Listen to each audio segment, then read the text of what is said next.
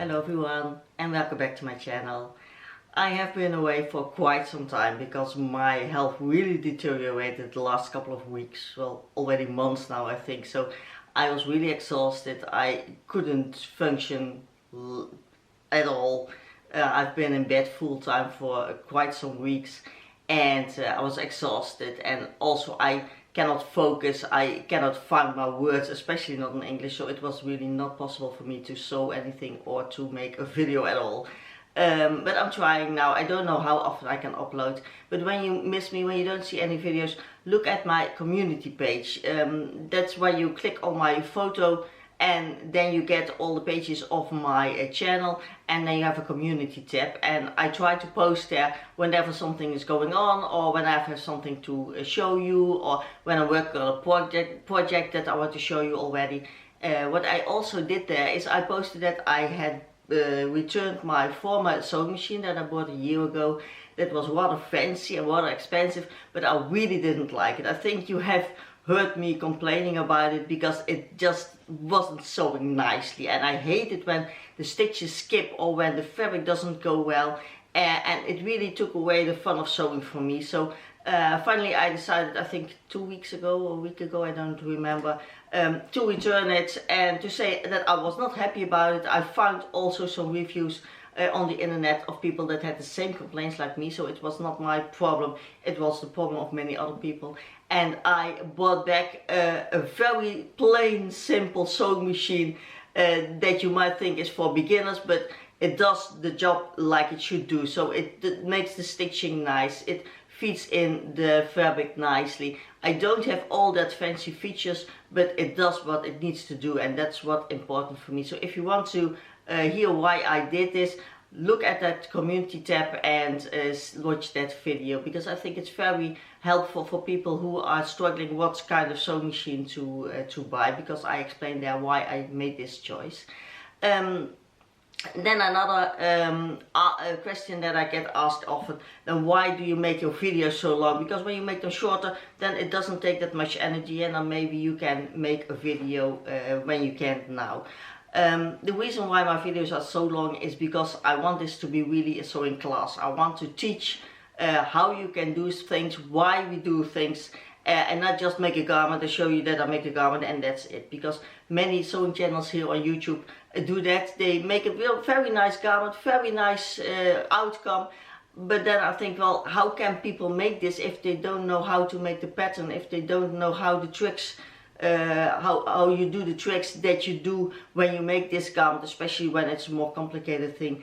And I make this channel just especially so that beginners can make these things too. So some things that I make look rather difficult, but because I explain step by step how you make the pattern, how you do the things that you have to do, how you have to sew it, that makes it accessible also for beginners. And I really mean that, because people say often in the comment section, oh yeah, that was really beginner friendly with a question mark or something like that. But really, when you follow the step by steps, almost anyone can do it. And especially because with my health, all things are very difficult for me. I have very bad eyesight, I have very much problems with my motor skills, especially the fine motor skills. So you need to know some tricks how to do things, because otherwise you can't make it. And also now I'm trying out more different pressure feet, because that really also can help you do some things easier.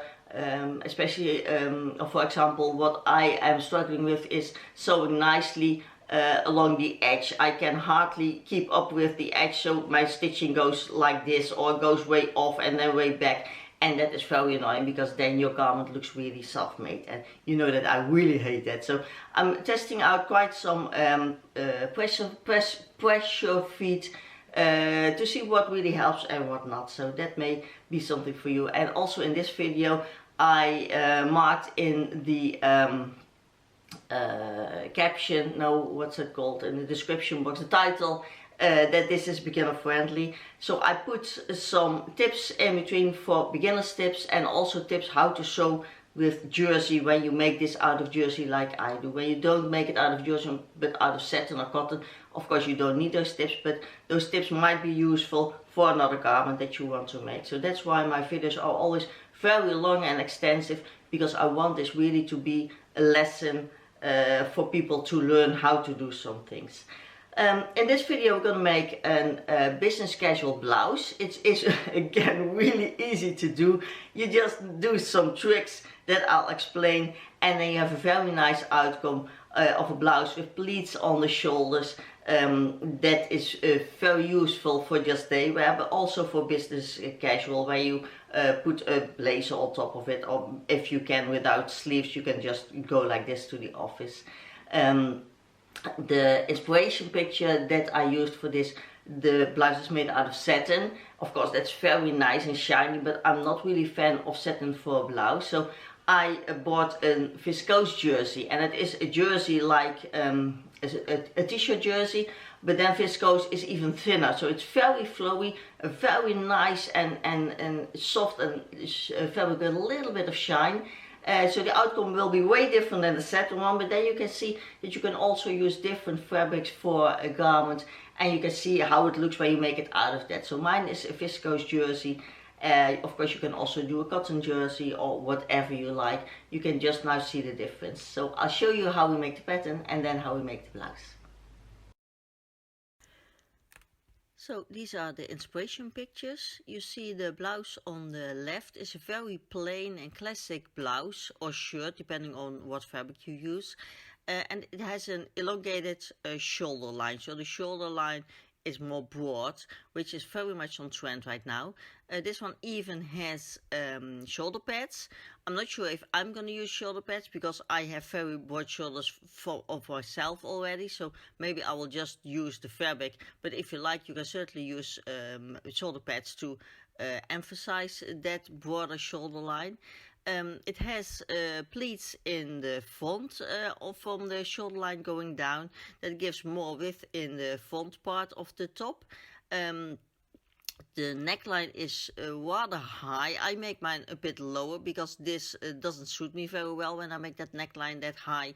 You can also make a V neckline if you like, but certainly make sure that whatever neckline you make, that your head will go through, because this shirt has a zipper in the mid back. I'm not going to do that because I make my neckline certainly wide enough, but if you make it higher, make sure that you can get your head through, otherwise make a zipper like this one. Then for finishing the neckline and the armholes, this one has a facing, and that facing also serves as a sort of a lining, because I make mine around bust length, so that far down, so that it also gives some coverage because the fabric is rather thin. And then immediately you also have finished all the raw edges, so that serves the purpose for that too. And then the shirt on the right has, I don't know if you can see it, it has in the front part elastic in the hemline. And I have a blouse like that has that too, and I really like that because it wears very nicely, very easily. You don't have to tuck your shirt in, but still it looks like it's tucked in, but it's way more comfortable to wear a shirt like that. So if I can, I will do that too. If not, I will leave just the hemline normally like a normal shirt. You can choose that afterwards if you like that or not.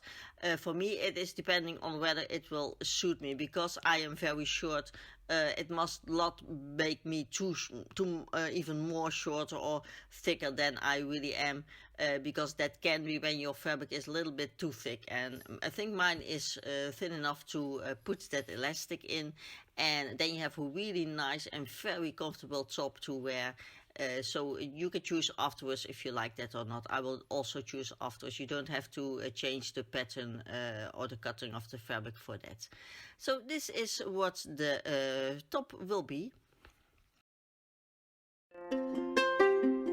So for the pattern, you will first need your basic pattern for a top or a dress, and I have a video where I show you how you can make that to your sizing. I leave that up here and down in the description box, the link for that video. You can just draw along, so you don't have to download anything or buy anything, or you can just draw along and make your own basic pattern, so you can use over and over again. You see how much mine is worn out already. I make a new one every few weeks, but still, because I fold it and I put it away, it gets worn out. But you can use that always for everything that we make for a top or a dress. Then you need a new piece of paper, and what you do first, I think that is the easiest way, is I made two pleats. You can see I just fold it in. The pleat is 1.5 centimeter deep and then 1.5 centimeter from each other, so we have two pleats, and I just folded it in the paper. And then you take your basic pattern and you put that on top of that piece of paper with the pleats just about the middle of your shoulder seam. And you see my shoulder seam is rather straight because I have very straight shoulders. Yours will probably be more going down a bit. Usually it is 1 or 2 centimeters here on the edges down for most people, because most people have their shoulders a bit going down to the side. So put your pleats just about in the middle of your shoulder seam. Then you trace out your pattern, and that means that you draw a line here for the mid front.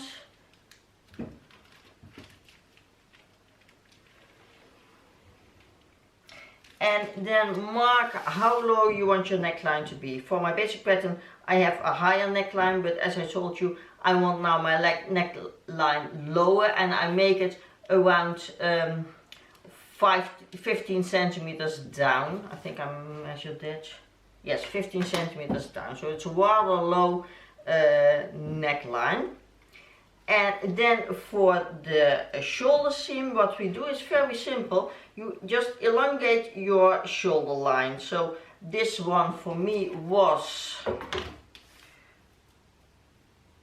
8.5 centimeters, and I elongated it now so that it is now 14 centimeters. So mark where you want your shoulder seam to end, and you can just measure that also by putting a measuring tape next to your neck, and then measure till where your shoulder sits, where you want your blouse to end. So just measure it on yourself. That's always better than take my measurements, because my body is way different than yours, I'm sure.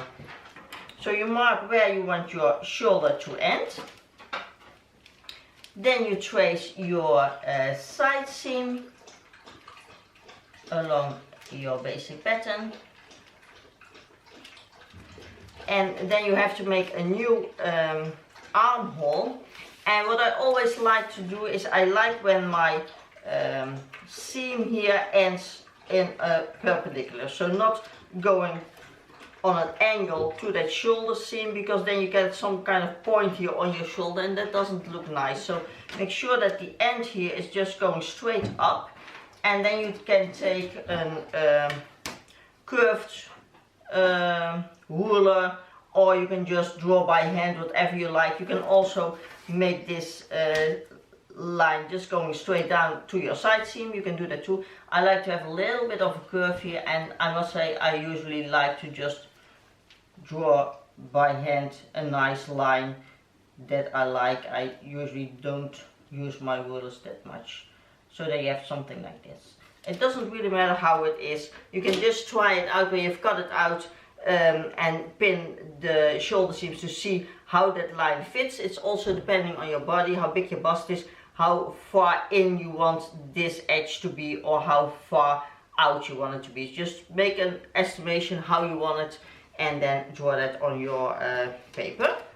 Then you also have to draw your new neck hole, and you also make sure you end here perpendicular on your mid front seam, because otherwise again you get a strange connection here in the front. So you can just mark that down. Same also here on the top. Make sure you go straight up. And then the only thing you have to do is measure how long you want your top to be, and mark that down. And then you have your whole front pattern changed. And you will see when you cut it out and when you fold it open, it is just a bit wider than your basic pattern was, because of the pleats. And of course you will sew the pleats down here on the top, but the rest will stay open. And if you don't like that much of width here on your body. What you also can do is just from the bottom of your armhole down, you can take it in more. And this also you can do now already, but you can also do that later on when you have cut your fabric and just pin it and try it on to see what it looks like, because maybe this extra fabric is too much on your body, but maybe it looks very nice. And certainly when you put the elastic here on the hemline, then it's nice to have a little bit more of fabric. But just try it. Always make sure that you have more and not that you have too little, because you cannot never add. But certainly you can just change your side seam if it is too much, just by curving it a bit. For the back pattern, you can just use this same pattern, just put this on your fabric like this, so with the pleats folded in. So make sure you tape them down or something when you put it on your fabric. It's just the same pattern part, the same shoulder. The only thing is, of course, you will need the neck hole from your basic pattern, and you can just draw that out on your fabric. You don't have to make a new paper pattern if you don't want to. And of course, when you put the front pattern on your fabric, of course you fold it out, because then you want the width that you made with the pleats. Then for the facing, I marked how low I want my facing to be. I made it 32 centimeters from the shoulder seam, but measure on yourself where you want your facing to end. And this is for the front and also for the back. And you see I marked here my neck, back neckline, so that I have everything in one pattern. Just don't forget to fold the pleats in when you cut your back pattern in on the fabric. So I cut out my pieces, of course all on the fold, so the front and the back are on the fold, and the facing for the front and the facing for the back are also on the fold. And here for the back I folded the pattern in here where the pleats should be for the front, and for the front, of course, I opened the paper up and made the full pattern with all the pleats opened up. So the front fabric is way wider than the back fabric. So this is what it was. And then I cut the same pattern here on the line off for the facing, for the front and for the back. And because my fabric is way different, you see, than the satin in the inspiration picture, it will look very different, because that satin has way more grip and way more structure than this very thin viscose jersey. To get a little bit more of the same appearance here on the shoulder part, I will put some interfacing here on the seam allowances in the front and in the back, not on the facing part, but just only on the outer fabric, to get a little bit more structure here at the seams, and especially here where the pleats will be. Then the pleats will stick out a little bit more than when I just do it like this with the fabric, because this is even thinner than a normal t-shirt fabric.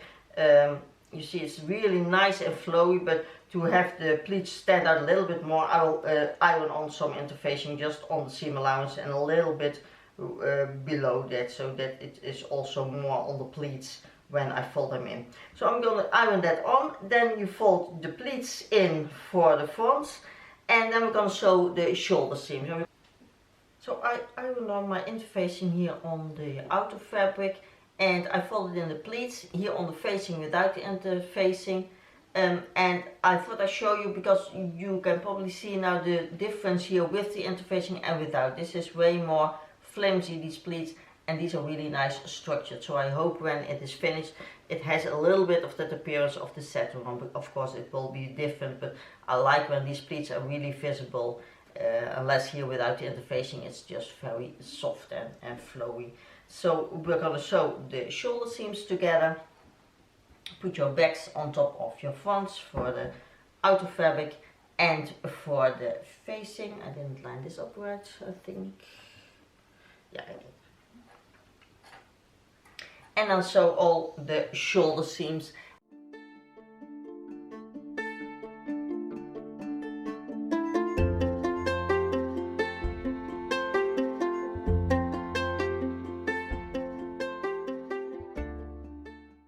Make sure you press press down your seam allowances very well, also on your facing part. And then what you can do is you can try it on to see whether the width is okay, the width of the shoulders is okay, the neckline is okay. I always like to try on my garments several times when I'm making them. So what you can do is you can pin or base stitch, whatever you prefer, your side seams closed, and then you can just try it on, and then make sure that here is also seam allowance on the shoulder. So don't cut it too much off when you think it's too much now, because you will lose your seam allowance here on the top too, and also here on the neck hole. So make sure you remember that when you try it on, but see if you are okay with the fit that you made it like this. So I tried the shirt on and it was perfect. The width was okay, the neckline was okay. I even put some shoulder pads here on the shoulder seam, or some foam, but that really was too much on me. Here the interfacing that I ironed on gives already enough structure here on the shoulder part that it looks really nice and a little bit elongated, but not too much, because this is enough for me. So what we're going to do now is we're going to put our facing part on top of the outer fabric, line up here your shoulder seams, and then sew all around your facing to your outer fabric.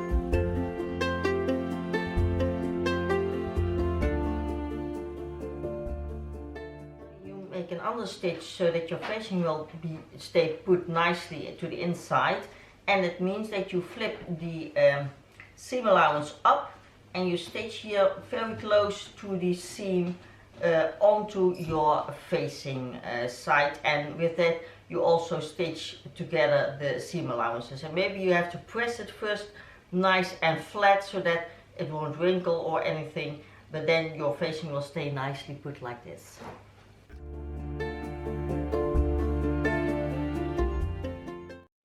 Going to close our armholes, and what I did, I placed the front part here, the back part here, and the facing is still underneath, but we opened it up, so we put our facing that way. Then we have here just our outer fabric. Then you're gonna sandwich it, and that means you're gonna fold this shoulder to this part. You can just fold a little bit double, that maybe normally it makes it a little bit more easy.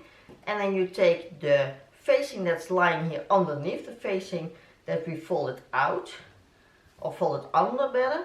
We close that up, so we sandwich here the other shoulder part, and we take this to this shoulder, and you line here the shoulder seam up, and then you pin that together.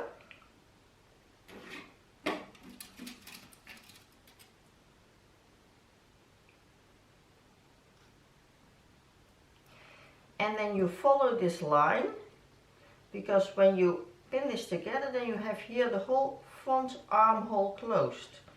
And that's why we're going to sandwich it. And it looks very strange when you have never done this before, but it's a very nice technique to get really clean and crisp edges.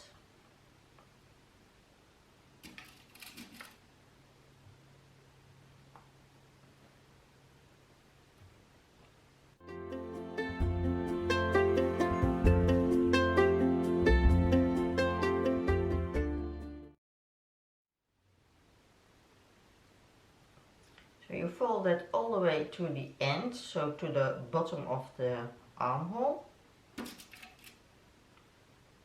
and you pin it down. And then you have your whole front armhole, and you do the same here on the other side. So just take that facing from underneath and line that up with your armhole for the back, and then you sew that down.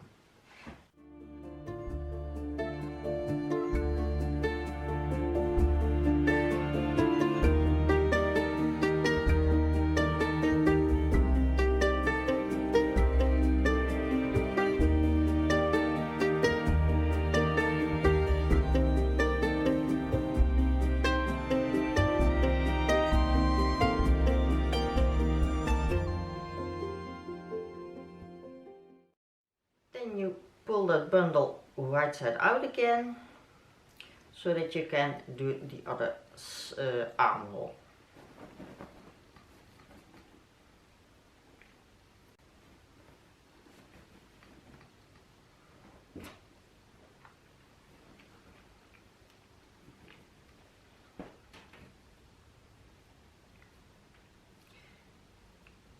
Of course you have to press it down very nicely afterwards, but you can see now this is all nicely finished. So do the same for this armhole. So again, place it flat on your surface, place the facing to the inside, take the other shoulder, fold it double if you need to, place it onto your shoulder that you want to do, and flip your facing over it and line up your seams, and then again pin it down. Then you give the seams a very good press, because that makes the difference. Always press your seams after you've done it, not only for this garment but for all your projects. It looks really different when you do that. If you want, you can also here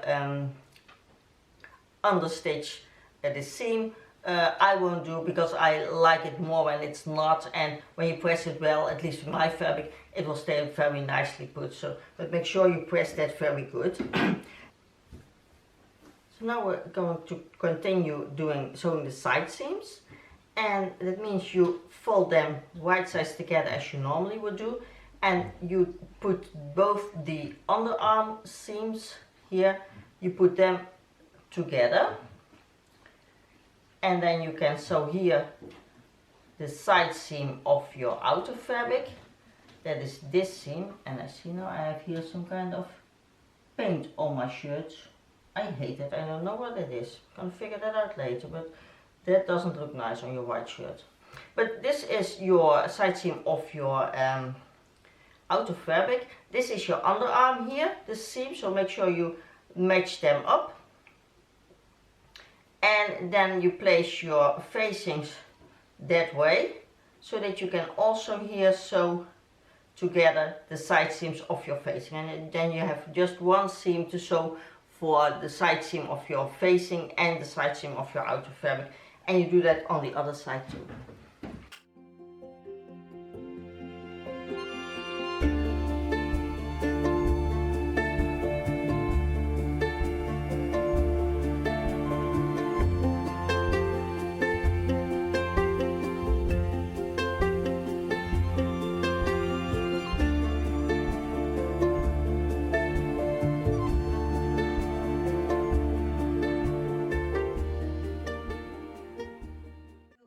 That I already finished the end of my facing all around, then you can stitch that on your side seam so that it stays nicely put. You can also do that here at the armhole, but I don't need to. It will stay in very nice because I pressed it nice. And when you have finished all, of course press it all again, because you see with the handling it gets wrinkles again. But the only thing we have to do now is finish the hemline. And what you can do, you can just finish it normally, or you can finish it with a twin needle. Then you get a nice double stitching on the outside and a zigzag on the inside, so it's also immediately nicely finished. I'm going to first sew in some elastic on the front, because I like when this is a little bit more tucked in, and I cut my elastic about half the width of my front, so it will wrinkle in a bit, but it's very soft and very elastic, so it's not really that restricting or something. It's just to give it a little bit more shape, that you don't need to tuck it in if you don't want to. So I'm first going to sew on my elastic from the inside, and then I fold it double and sew it, hem it with a twin needle.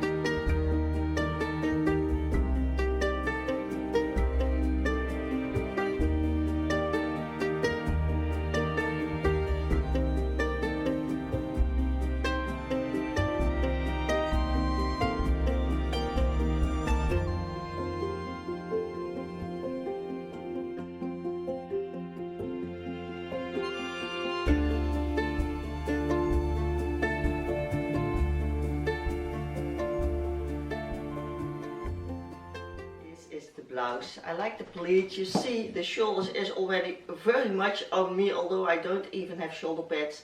But if you can, certainly insert them, then you get a more nice rounded edge. But for me, this is already enough, and I like it the way it is like this. I'm very happy that I could put the elastic here on the bottom, because that makes it very nice and comfortable to fit you, and you don't have to tuck it in. I have my skirt on now, but I can just leave it like this, and then it's nicely here poofed on the bottom. And if I like, I can also put it more up, but I like it normally more on the hips. I'm not really that fan of really a tuck in. So I think this is very nice blouse. You can wear just like this, or with a blazer on top of it when you really have to wear it business-like. And it's very versatile. I love the white, as you know. That makes it very versatile too. So I hope you like this one. If you have any questions, leave them down below in the comment section.